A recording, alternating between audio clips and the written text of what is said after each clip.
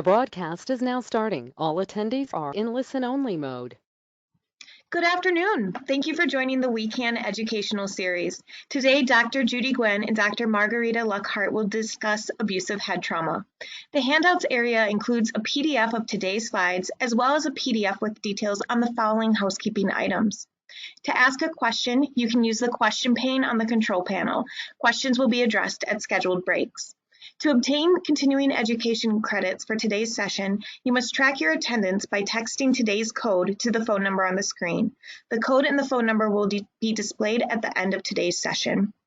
After reporting your attendance, you should log on to your account at ocpe.mcw.edu and complete an evaluation within 10 days. To view step-by-step instructions on claiming continuing education credits and to see a list of future webinar topics, please visit wichildabusenetwork.org/webinars. Now we will proceed with today's presentation. Good afternoon, everyone. This is Dr. Luckhardt. I'm the Child Advocacy and Protection Services Fellow, and I'm here with Dr. Judy Guinn, one of my attendees. Hello, I'm Dr. Guinn, and thank you all for coming. I'm a child abuse pediatrician at Children's Hospital of Wisconsin, and Margarita is our illustrious fellow. Yeah. So we're excited to talk to you today about abusive head trauma. This is a more basic lecture and aimed a little bit more towards investigators. So here we go. Oh. Let's see here. I'm sorry, it's not changing the slide for some reason. Yeah, okay, let's see. There we go.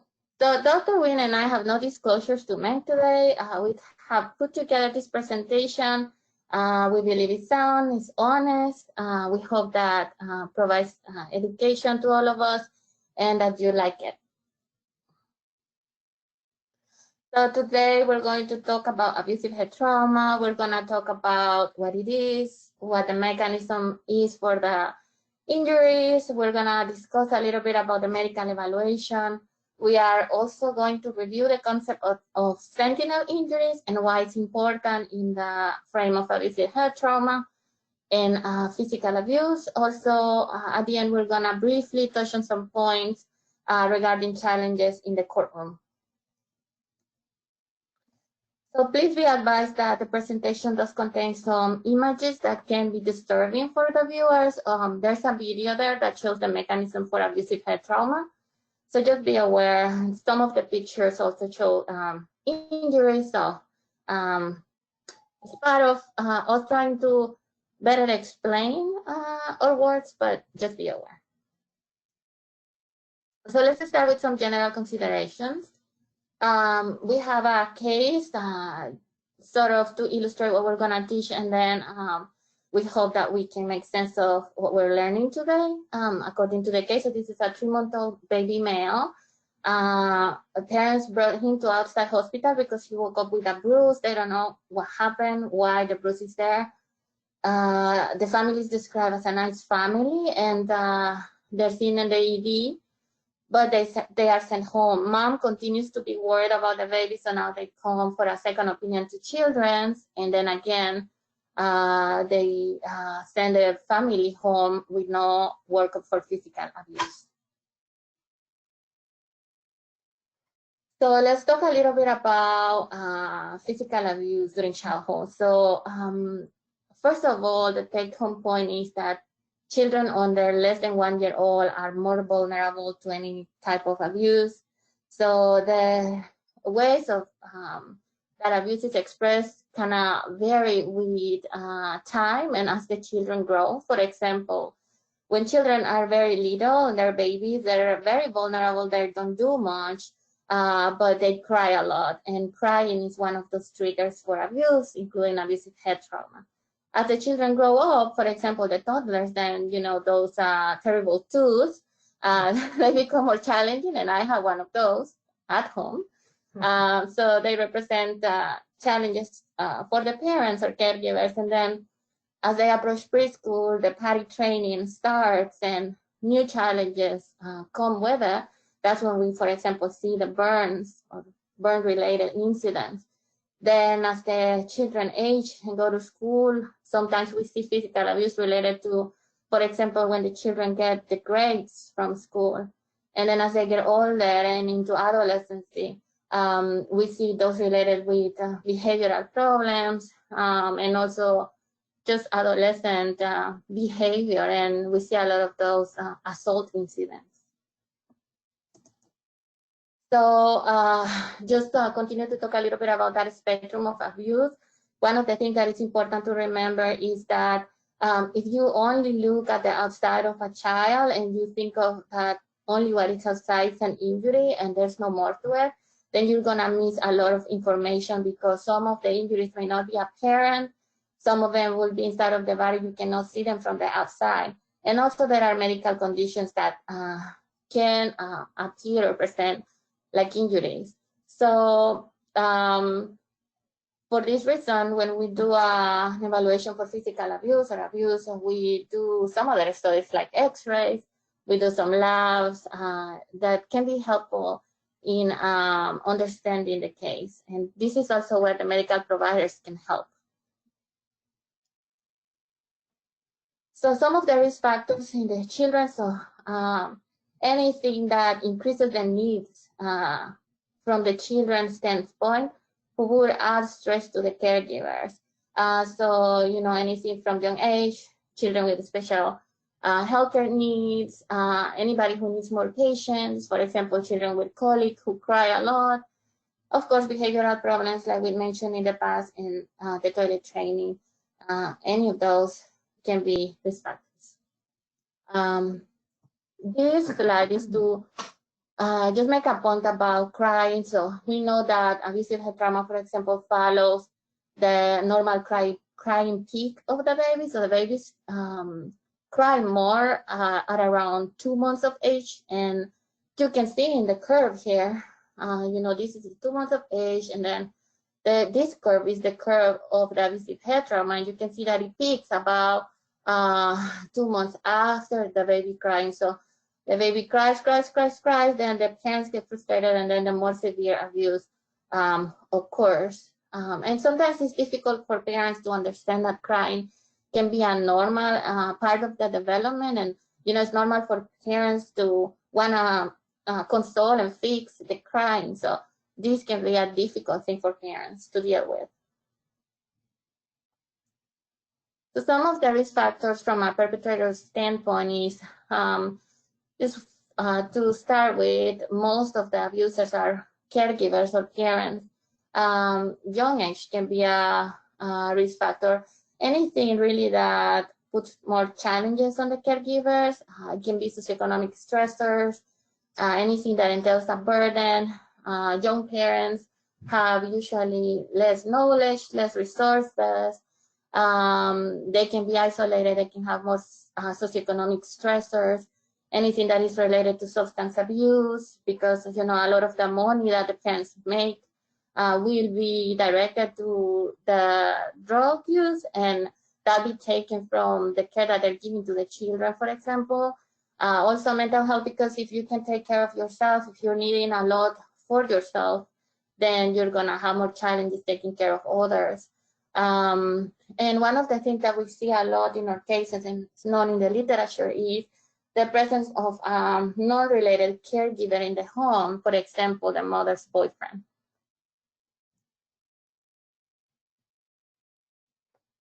And so some of the red flags that we look for, or that we know of when we're reviewing these cases or being consulted, for example, a history that is not consistent with the injuries, that is vague.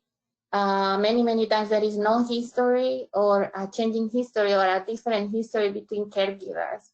A mechanism that does not match the developmental ability of the child, for example. A delay in seeking care of what would be expected from reasonable caregivers. And then other injuries that are present in the same child or other children that are living or sharing the same environment of care.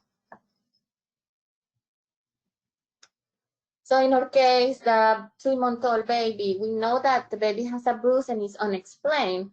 And it's a very little baby, so this baby is not able to do a lot by himself, so he will not be able to bruise himself. Sorry, my cat is at the door.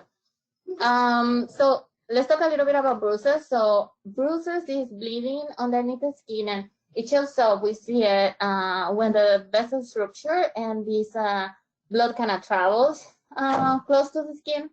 And there are different type of bruises. The bruises can be caused by direct or indirect forces. So some of those words that you may hear regarding bruises may be like petechia or ecchymosis, bruise, contusion. All those are words that describe bruises. And so I hope that you have heard these words before, sentinel injuries. I think we're getting better and better at recognizing and knowing about sentinel injuries. However, if you haven't, then this is a great opportunity to learn about sentinel injuries and recognize their importance in abusive cases. And I do like the image of the sentinel because I think of sentinel injuries are like guardians of the child that can help us prevent more severe abuse.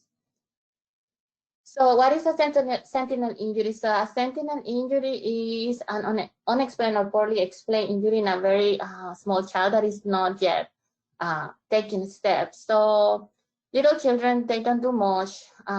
They don't bruise as the older children that are more active. And remember that the average age of children starting to take steps is around 9 months. Of course, all children are different, and it will depend on different children's developmental abilities, but to give an idea.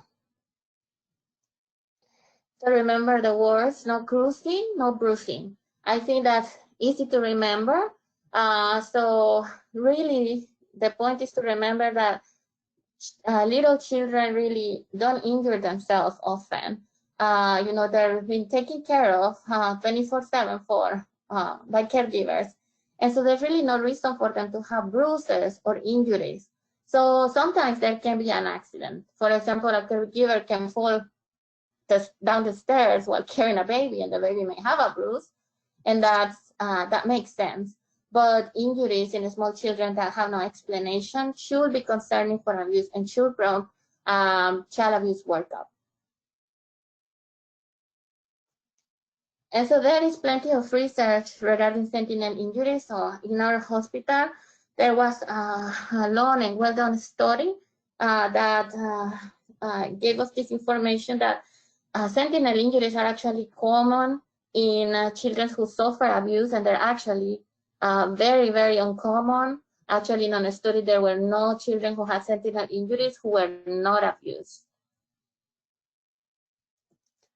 And so the message is most of the sentinel injuries happen when the kids are little, before 6 months of age, before they start taking steps. And some of these injuries can happen 1 or 2 months, will be followed by more severe abuse. But in some of these children, more severe abuse could happen even 1 or 2 days before somebody else saw a sentinel injury. So for example, a baby was brought to the emergency department, or the baby in our case had a little bruise, and then 1 or 2 days after, they came with abusive head trauma, for example, or brain injury due to abuse.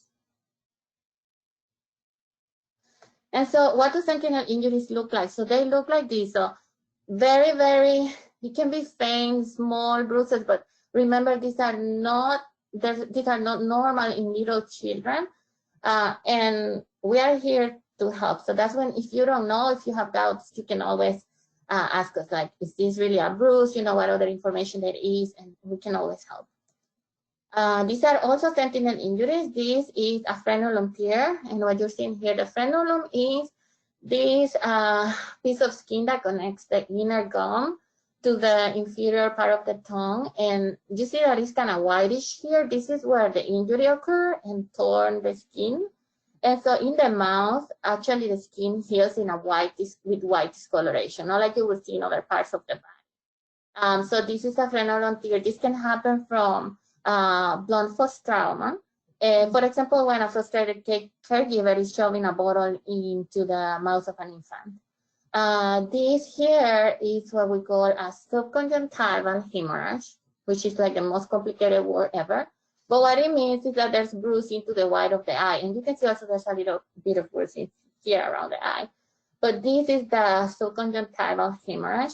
And what this means is that there was implies a blunt force trauma mechanism, although some medical conditions, for example, somebody has a bleeding disorder, or sometimes when somebody has something called whooping cough, and there's very forceful, persistent cough, some small bruising in the white of the eye can occur. So it's always good to ask to the medical providers, but these are all sentinel injuries. So back to our case. Remember, this baby is a small baby, has an unexplained bruise. He's pre-cruising, so he's not yet taking steps. So remember that it grants a full workup and also reporting. Do we have any questions? No questions at this time. Okay, let's continue. Then we're gonna start with our main topic, abusive head trauma. And you can see that I have a picture of a baby crying.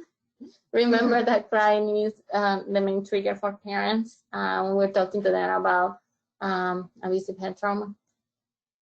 And so why is this important? So abusive head trauma has been studied around the globe. It's something that happens everywhere throughout all socioeconomic status all around the world.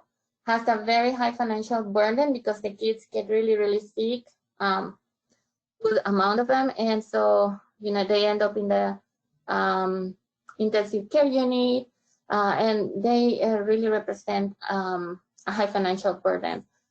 Some infants are handled violently in several locations, while others can even die from one single episode or event.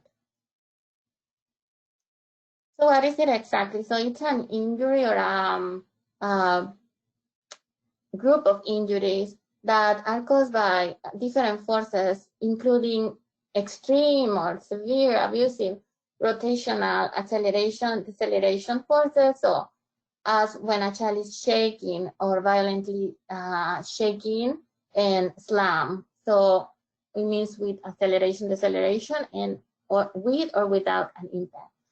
And so if you saw somebody shaking a baby enough to cause this type of injury, you will recognize that this is very dangerous and is something that is hurting the child. So some of the injuries that we can see in abusive head trauma are some intracranial injuries, like you have heard, subdurals. You can see the brain injury and injuries to the eyes and other parts of the body. And we will talk more about that in a minute. So what is not abusive head trauma? So simple short falls are not abusive head trauma. Remember that I just said that it needs an acceleration, deceleration component and a rotational component. So simple short falls only have one direction component. So it does not really cause this type of injury. And then normal play or care activities, that is not, this requires a lot of force. Think about it like motor vehicle accident type of forces. So there are some things that are different in a child that make them more vulnerable to this type of injury. Starting with the head, so they don't have a lot of development in their muscles, on the neck, or the ligaments. Also, the head is bigger. The contents inside of the brain has a little bit of a different consistency than an adult brain. So if you think about it, it's like they have a more watery brain, to say something that is more susceptible to forces and to movement. And that's why they're more vulnerable to these injuries. So the mechanism, again, is a combination of different forces, can be with or without contact. And sometimes we can see the brain injury on images. I think this is one question that we get from investigators. But sometimes we can only see the symptoms. And the symptoms are actually better to a timing when the injury occurs. And in the image, you can see that mechanism that is to and fro, back and forth. And it also, although it's hard to see in this picture, but it has that rotational component. And so let's see if I can play my video here. Yep.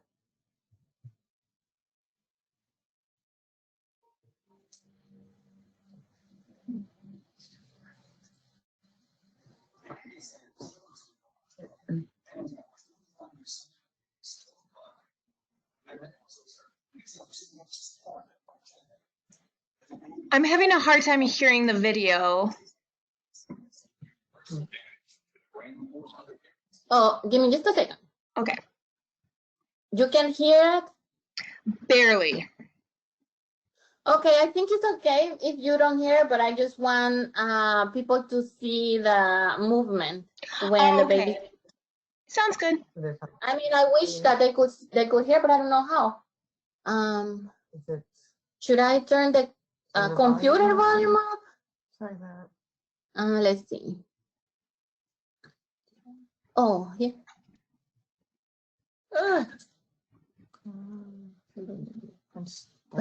You might be able to turn on the closed caption for the video. The closed caption. This Okay. little CC button in the corner. Oh, awesome. Oh my God. Anytime I touch something, it starts playing the video.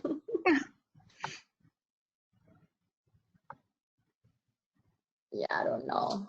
Well, if the movement is If I- really what you're trying to show, I'd say just go ahead and show that. It is. Yes, and I'll stop it afterwards. So.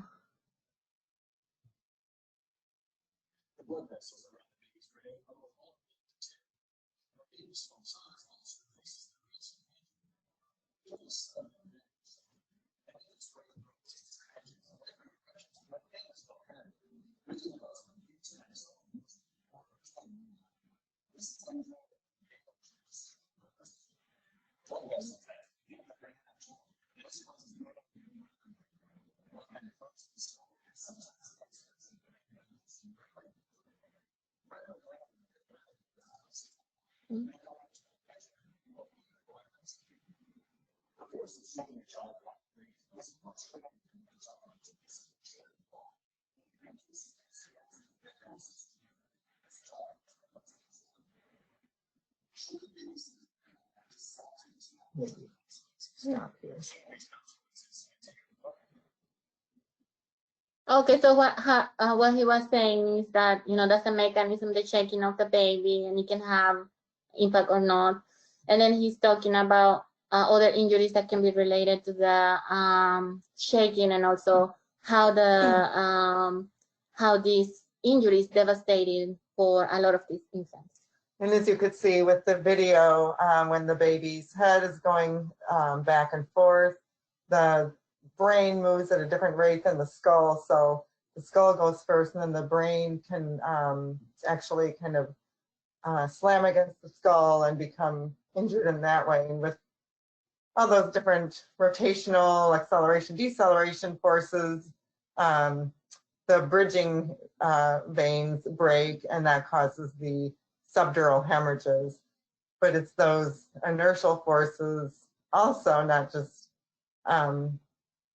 not contact forces, but the inertial forces in the brain of the different tissues moving at different rates that tears those axons or nerve cells and causes the brain injury itself. And it's really more the brain injury that's much more serious than the subdural hemorrhage. Subdural hemorrhages can heal, but the brain injuries themselves are the things that cause the symptoms of abusive head trauma and the long-term effects. So symptoms we might see would be unresponsiveness, vomiting, seizures, fussiness, lethargy, and things like that. Yep, thank you, Dr. Guinn. So this image is to show you guys what Dr. Guinn was talking about. So, and you saw it also in the video. So this is like a transverse cut of the head. And so this here will be the skull. So now this will be the scalp. This will be like the fat. This is the skull. So this is the bone. And then underneath that, this will be those veins. And then this will be the bridging veins. This here is the brain. And this is the potential space. So over here, you can see how with that movement, the inertial forces that cause these veins to break, and then they spill the blood into this potential space that is called the subdural hemorrhage, or sometimes when we describe it, we tell you the bleeding on the surface of the brain. This is what we're talking about. And so the subdural, that's something that you will hear us talk about. One of the most common findings, and what we're seeing here is an image of the head. This is like if we were looking at a child from feet to head, and it's the transverse cut. So this is the brain tissue. This is the skull, which is really shiny and smooth. And then this, what you see over here, kind of more diffuse and bright, this is the bleeding. This is the subdural hemorrhage, or bleeding on the surface of the brain. And this here is the fog. So this is like a tent that divides sort of the hemispheres of the brain, and you can see that the blood has kind of come into that area as well. And so these slides to illustrate about retinal hemorrhage. So this is another finding in abusive head trauma. So around 85% of the cases can have it, but then if you don't have it, doesn't mean that it's not abusive head trauma, because 15% of the cases will not. So the classical retinal hemorrhages are present in all layers of the retina. They're too numerous to count, and they extend to the far periphery. So there's severe bleeding to the back of the eye. And so this is the eye. This is using special equipment. So this is a picture of the back of the eye. You need to dilate the eyes to make these pictures. And then what you see here, this is the optic nerve. The optic nerve is kind of like in the middle of the back of the eye. That's what helps us see things. And around that, to feel the optic nerve, there's vessels. So these vessels here, you can see that are not normal. All these like little lacunes here, or like accumulations of blood. These are all the retinal hemorrhages, and here, large amount of blood. So this is what we call retinal hemorrhages. This is what we describe as bleeding to the back of the eye in these cases. And these really severe retinal hemorrhages, the too numerous to count, out to the periphery, and in different layers of the retina that are characteristic of abusive head trauma. Really, you can get retinal hemorrhages from a lot of different conditions, like leukemia, or perhaps bleeding disorders, things like that. But these classic ones, you really only see with abusive head trauma, or a motor vehicle accident, or a severe crush injury. So if you've got no history of a car crash or TV falling on the child, then these are pretty well diagnostic or highly consistent with abusive head trauma.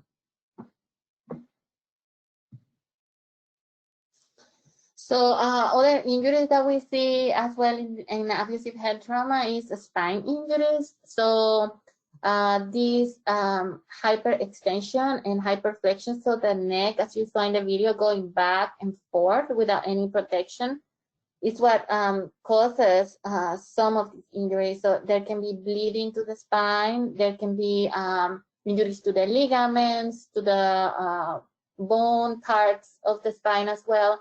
We can see different injuries, and it's more common to see spinal bleeding in abusive cases than it is to see in accidental cases. The trauma can also be direct to the spine, like blunt force trauma, in that regard.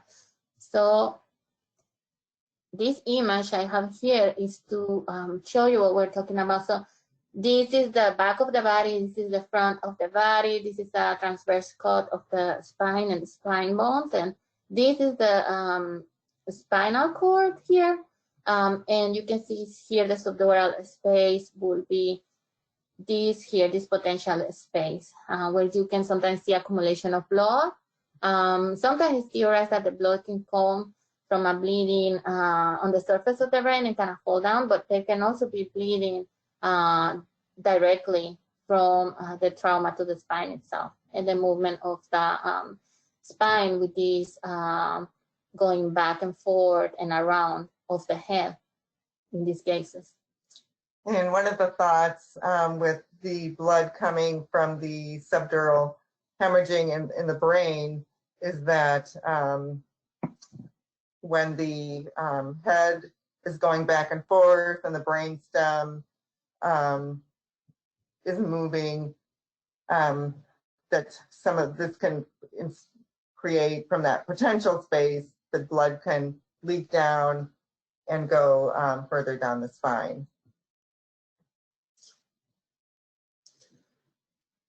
And so these are MRI, so magnetic resonance images, and you can see, just to show you a little bit, so this is the spinal cord and canal, and you can see this is an epidural collection of blood, that's what it's called, but this will be subdural. And then you can also see it here. This is a different cord, it's like a transverse cord, and you can see it here. Just to have an idea how it will look in the magnetic resonance. So to make the diagnosis of abusive head trauma, you really have to take into consideration and look at the entire picture. So that's where the expertise of a child abuse pediatrician can come handy. So, you know, we take a complete history with a complete physical examination. We take into account all the lab investigation and lab results. We take into account all the radiologic findings. And we also need the help of our collaborators and our multidisciplinary team to come with that information from home, to do a scene investigation, and really all that comes together into the diagnosis of abusive head trauma. Of course, we always exclude other possibilities or medical conditions that can be confused with injuries. So some of the associated findings, so there may or may not be things that you can look out or identify from outside just by looking at the body. There can also be occult injuries inside of the body. There can be fractures. There can be hematomas. There can be other injuries, and we'll talk a little bit about that here in a few minutes. Here you can see this is like a triangular shaped bruise. This is a pattern injury in a child with abusive head trauma, so these may represent a site of impact. Sometimes the kids look like they're just sleeping. They look completely normal on the outside. Yeah. Only they have all the medical equipment. Any questions so far? Yep, we've got a couple questions. One was, they say, I remember seeing in the news only a few years ago that shaken baby syndrome has been largely discredited. I think I remember seeing it in connection with wrongful convictions or something. Some convictions were overturned because they said shaken baby syndrome was quote unquote bad science. Were those articles wrong? Yes. There a huge amount of, there's not really a medical controversy. Pediatricians, child abuse pediatricians, if they all, and the medical literature all support that abusive head trauma is a medical diagnosis and is something that really happens. There are a lot of defense experts out there who cause controversy and try and argue against the very presence or of abusive head trauma. So we're going to go through a few of these. We call them courtroom controversies in a little bit, and also there will be a future weekend conference or presentation on these controversies within the diagnosis of abusive head trauma, but by and large, the peer-reviewed medical literature, of which there are thousands of peer-reviewed articles out there, support that the diagnosis of abusive head trauma is real. And we'll go into that in a little bit too. That was a good question. Thank you. And another question is, how often does the retinal hemorrhaging lead to cortical blindness? I'm not sure how often, like a percentage, but it has definitely the potential to lead to blindness, especially in the most severe cases. But it's hard to tell because these children will need to be followed closely for a long time, and that will show, which of these children have more severe, like blindness or difficulties seeing. And what they said is correct. It's cortical blindness. It's not the retinal hemorrhages in most cases that cause the blindness, because those usually resolve with time. But it's the injuries within the brain that cause the blindness in the optic nerve. Great. And one last question. Investigate the number. Yeah, we'll try and get you an answer. That's a really good question. And one last question. If we suppose the blood is coming from the head, why do we see blood sometimes in discrete locations in the spine and not tracking all of the way down? We're not really sure about that, but there's a good hypothesis that's, and we can thank Dr. Angela Rabbit's research for that, that the thinking now is, so if the baby is being shaken and the brain is moving to and fro within the skull, the brain stem is also moving within the, and that's a torch to within the cervical canal. And so it's usually there's not a space or connection between the subdural space in the brain and the subdural space in the spine, but with the movement of the brain stem, that creates a space for which blood to possibly leak down through the cervical spine and down into, because a lot of times, you're right, we do see bleeding within the thoracic and even the lumbar areas of the spine, which are much further down. And I know in my experience, I see this in at least half of the abusive head trauma cases, and I was always really puzzled by this, but I think that thinking is true, that with the movement of the brain stem in the cervical canal, you can open up that potential space and get some leakage of blood through there. It's not proven, but it's a good hypothesis, I think. Great, that's all at this time. Thank you. Okay. So let's talk about associated injuries.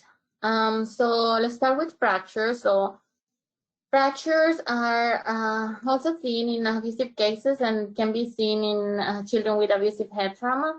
So around 12% of fractures in the 36 months old babies are abusive. And so always remember that age is really important. So any children less than 1 year old, that's when they're more vulnerable. And a lot of these fractures need to raise concern for abuse.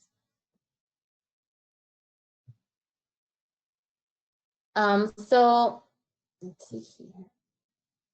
There are some fractures that are highly associated with abuse, although any fracture can be accidental and any fracture can be abusive, really. But these ones in the upper part of the image here require a lot of force and are highly associated with abuse, and we're gonna talk about those in the following slides. So the CMLs, or classic metaphyseal lesions, rib fractures, scapular fractures, venous process fractures, so the vertebrae, and sternal fractures are some of those that are highly associated, but there are others, and any fracture, like I said, can be abusive or not be abusive.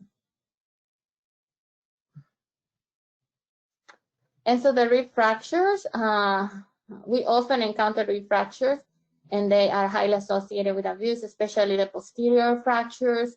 They are difficult to identify many times when they're acute or when they just happen, but they become more obvious when we do follow-up imaging, because at that time, as you can see in this image here, you can see this is the fracture. You can see the line here like a crack, and there's more here. But this is a follow-up image, and here you can see the healing of the fracture. So these balls, I call them cotton balls. These cotton balls, to me, that's the bone, the new bone that is depositing on the previous fracture line. So it's the healing of the fracture, and then they become much easier to be seen. And that's why we always want to get a follow-up skeletal survey in these cases, because in the initial skeletal survey, it can be really hard to see like acute rib fractures. They're very, very subtle. So if we wait and repeat the skeletal survey in about 3 weeks, by then, if there's a fracture there, you can usually see that, that healing bone or callus formation.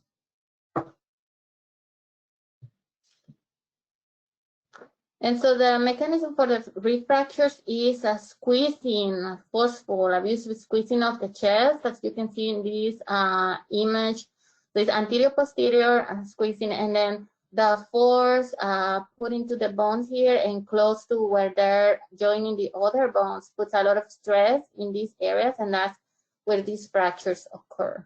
And you can see this like a perpetrator would put their hands around the chest of a child and violently squeeze while they're maybe shaking the child, and that's how these fractures can occur. These are the CMLs, or classic metaphyseal lesions, also called corner fractures or buccal handle fractures. So all those describe the same type of lesion. They're more common in children less than 6 months old. You can see them here in these images. This is the corner fracture here at the end of the long bone, and this is another one here. And then you can kind of see the buccal handle, and here you can see also the corner. So these fractures occur by attraction mechanism of pulling and bending or shaking. So this movement creates shearing of the area where it's really close to where the new bone is forming. And so in the x-rays, when you see it, it can appear just as the edge of the fracture, like you can see it here inside the buccal handle. But actually what it is the whole fragment has become separated of the bone. So it's a severe fracture, and it's a fracture that will hurt at the moment. They expect the children to cry out, but it's also an unstable fracture. So maybe after the initial event, the baby may be a little bit fuzzy, but not become so obvious that the fracture is there. And since they're not moving around a lot or weight bearing on the fracture, they show very little symptoms after the initial event. From the school, we can also see fractures. This is a linear fracture here. This is the head. You can see this is where the eyeballs go. This is the skull, and then this is a linear fracture. So we can see linear fractures. We can see complex. We can see the breast. Any of these injuries can be associated. Here, have some complex skull fractures. You can see here there's like a gap between the bones. This is the skull bone here. You can see there's a fracture line here, and then there's a gap here, and then this one is just a lot of fragments, you know, that you can see over here, and then this is a scalp swelling. It's important to recognize that we see a lot of skull fractures in infants, and this is a skull fracture is caused by an impact, so it doesn't require the rotational inertial forces. And you can get a skull fracture from a short fall, like a caregiver dropping the baby onto a hardwood floor from standing height.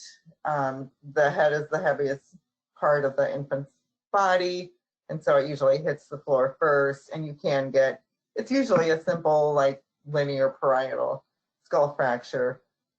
But what's really important is that a skull fracture can also be abusive. So it's really important to get a complete history of how the injury occurred, the mechanism. Oftentimes we'll do further imaging to see if there are any other injuries in the baby. And really important, like if you're going to call it accidental, it has to be consistent with the history given. So that's where our detailed history comes into play. So this is like about what Dr. Guinn was saying before, so I'm not gonna stop too long on this, but this we do a skeletal survey at the beginning of our assessment. And a skeletal survey is x-rays of the whole body. This is for occult injury surveillance. And then we do a repeat skeletal survey in 3 weeks from the initial injury. And so this shows us a lot of those injuries that were either difficult to see at the beginning, were very acute, so there was no healing, and were missed. And then they give us more information at the 3 weeks, especially when they're performed as indicated for abusive cases. And sometimes even the skeletal survey can show that an equivocal finding on the initial skeletal, like if you're not sure if it's a fracture or just a developmental variation of the bone when you do the follow-up skeletal survey 3 weeks later. It can actually say if everything's unchanged, you could actually say that no, that's not a fracture, and it could be just a developmental abnormality. But so it can go both ways. It can help determine whether something's normal or whether there are fractures that were not visible previously. And so what happened to our baby that we've been following throughout the presentation? So 2 weeks later, after presenting with the bruise, he was found unresponsive at home.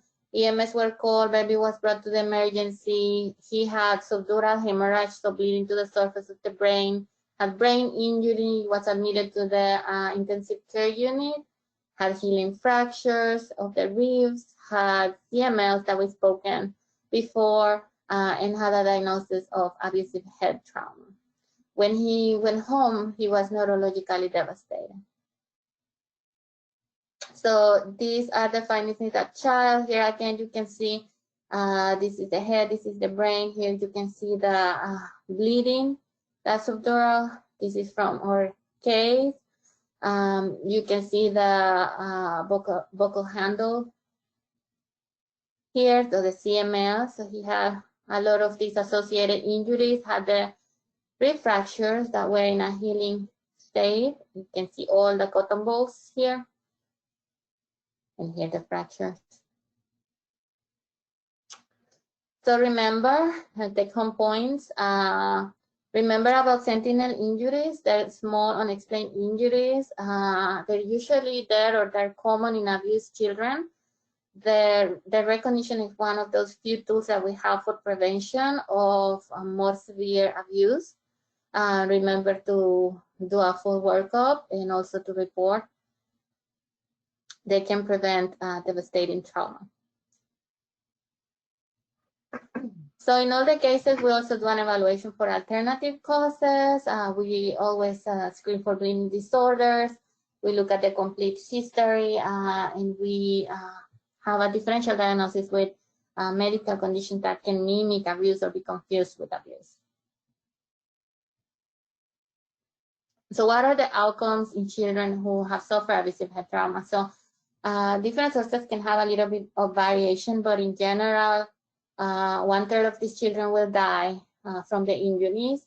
1/3 will have severe deficits. They maybe have developmental delays, seizures, learning difficulties, and then 1/3 may have mild deficits and may not be known until many years later. So let's talk about the investigation, just a few things. So what is important to know? So first of all, the timing. So some of the things that are important to know is when was the last time that the child appeared completely normal, that the child was smiling, going, interacting, focusing, tracking. Those are some of the questions. When was the first time that somebody noticed that the baby was not acting like themselves or something was odd or was having symptoms, for example, puffiness or vomiting, any symptom that the child may have. Has the child been healthy lately? Have there been any illnesses that may precipitate or add to the current presentation? Is there a history of previous injuries, bruises? We spoke before. Has there been any bleeding of the nose, eyes, ears?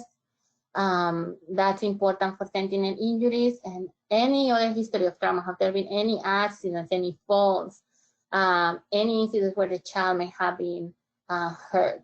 That will help. Yeah, so this is really one of the most important slides in this whole presentation, is the timing of injury. Studies show that infants who are abusively head injured become symptomatic immediately. They may become symptomatic to different degrees, but there's no like lucid period where a child appears completely normal and then all of a sudden becomes worse. So for the investigators out there, if you want to see who was with the baby when the injuries appear to have occurred, so important to ask when was the last time the baby was normal and when is the first time the baby became abnormal. And that, more than anything, is going to help you time the injuries.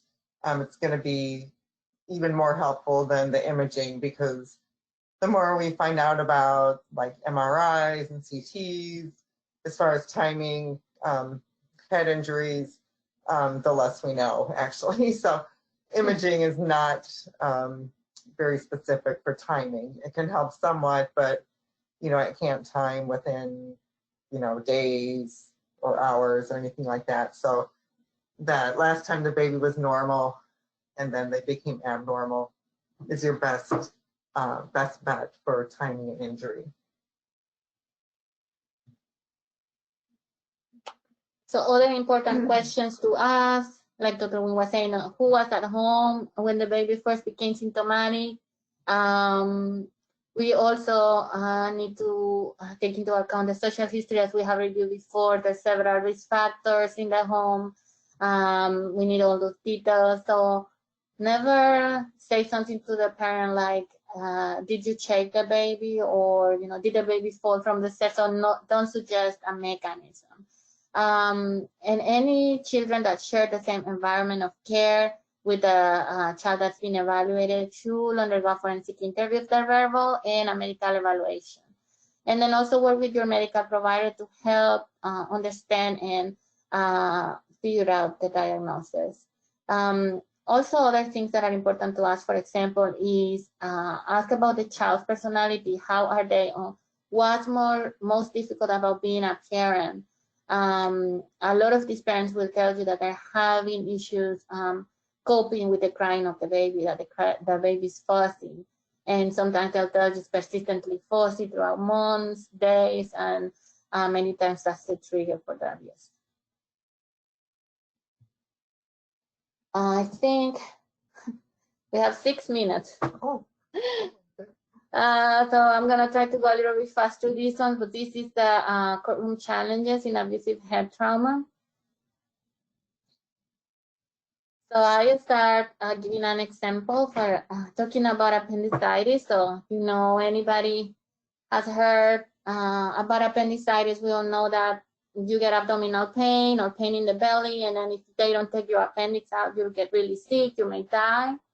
This is a diagnosis that is not a controversy. We all know that it exists. Doctors recognize it as such. It's an old diagnosis, has been out there since the 1700s for a long time. It's common. We know that happens in children more than other populations, and it's really not a controversy.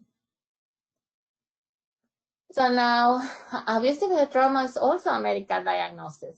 It's a complex one, but it doesn't respond to a legal question. It responds to a medical question. So the information that we gather, the evaluation that we make, is to come to a medical diagnosis. And there's plenty of research and data that points out that abusive head trauma is a well-recognized diagnosis. So when they're, for example, when they survey doctors, most of them said that they recognize it as a diagnosis and understand that how it happens. And so the diagnosis is usually made in the middle of a multidisciplinary team with the help of the child abuse pediatrician. It requires, like I said, it's a complete assessment. All the things that we've spoken before have to be taken into consideration to come to the diagnosis. It's been out there for a long time too. The first documentations of cases of abusive head trauma come back to the 1940s and 1960s. So as any other diagnosis, we take into account the history, the examination, the laboratory findings. Abusive head trauma has a lot of components, so we take a look at the whole picture. The child abuse pediatrician has training, specific training and knowledge into injuries and injury mechanism and things that can be confused with injuries but are in fact medical conditions.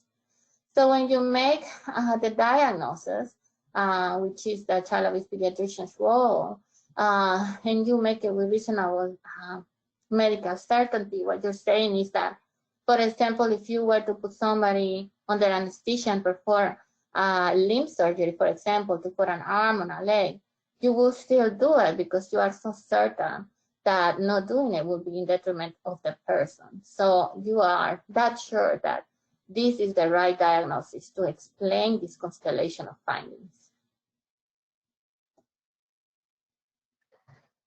So really, when it comes to expert testimony, so to that question that was asked before, there's about 60 years of knowledge in abuse and abusive head trauma. There's thousands of peer-reviewed articles. When we look at articles or papers, published papers, we also need to know about who wrote the papers, what are the credentials of these people, what's the background, what is supporting their works in those papers. But there are abusive head trauma research documents from all over the globe. Also think about who are these people who are providing expert testimony, what are their interests? Do they actually treat and deal with children diagnosis? Are they neutral? Do they have specific interests? So all those things are to be taken into account. So remember that the theories that appear in court, they may sound like they're scientific, but they may not be, like we were saying. We are sure that abusive head trauma is widely known and accepted diagnosis, but usually what will happen is in the court is that they're trying to generate confusion and talk about things that sound really complicated and are difficult to understand. Many times these theories will focus on just one aspect instead of seeing at the whole picture like we've spoken before.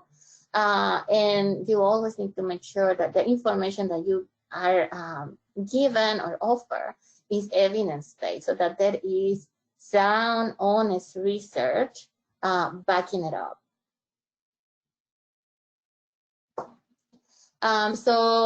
When they talk about child abuse pediatricians and their testimony, these are some of the false attributions. I mean, they continue to be brought into court, although they never been substantiated or are straight false. So we have information from, for example, from many confession studies in the literature. And we also experience with our team over and over again confessions from the perpetrators that confirm that the shaking mechanism with or without an impact, that those acceleration, deceleration forces are the ones that cause this type of injuries.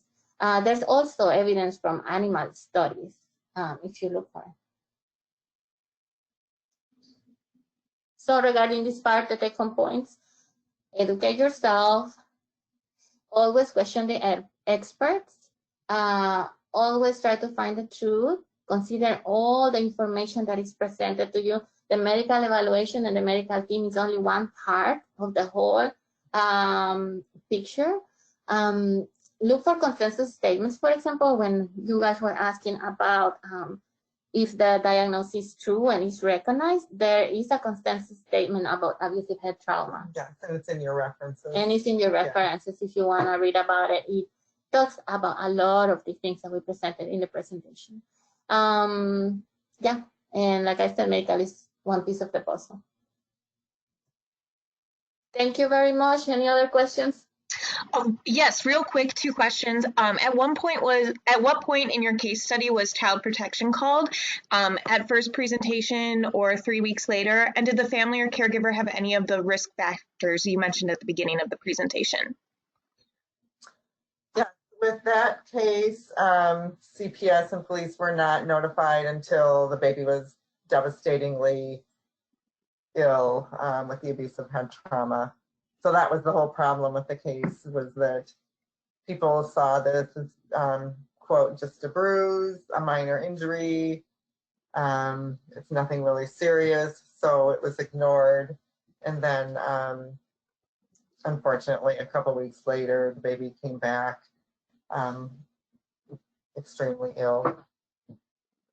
So, and there was another part to that question? Yes, did the family or caregiver have any of the risk factors you had mentioned? I don't think they have a lot of risk factors, but I don't remember exactly. Okay, and the last question is... It was described as a nice family, and see, that's very biased, because what does that mean? They look nice in your office. Do they look nice? Do they look appropriate? I mean, that's important, but it's important to remember that that's why we have to follow our protocol and do the same approach to every case that we see, and go by our guidelines. So we perform the same type of evaluation study for every family, not just some families or this family and not the other, because that's how we miss the cases and that's how we become biased towards them. Great, thank you. And the last question is, how long does it take for a rib fracture to show healing? It can take up to 3 weeks. That's why we wait. It usually takes, at least a week and up to 3 weeks. But we want to make sure we catch all of them. So that's why we wait the 3 weeks to get the follow-up skeletal survey. But you can see healing changes sometimes within, sometimes after 7 to 10 days. But all babies are different and heal at different rates. So certainly by 3 weeks, you're going to see healing changes that you can identify. Thank you. I'll ask that you leave the attendance screen on the slide for a couple of minutes. Attendees, if you have not already done so, you may now text the attendance code and complete your evaluation. Please join us for next month's webinar, Prenatal Substance Abuse and Neonatal Abstinence Syndrome, presented by Jennifer Yates and Ann Budzik. Thank you for being with us today.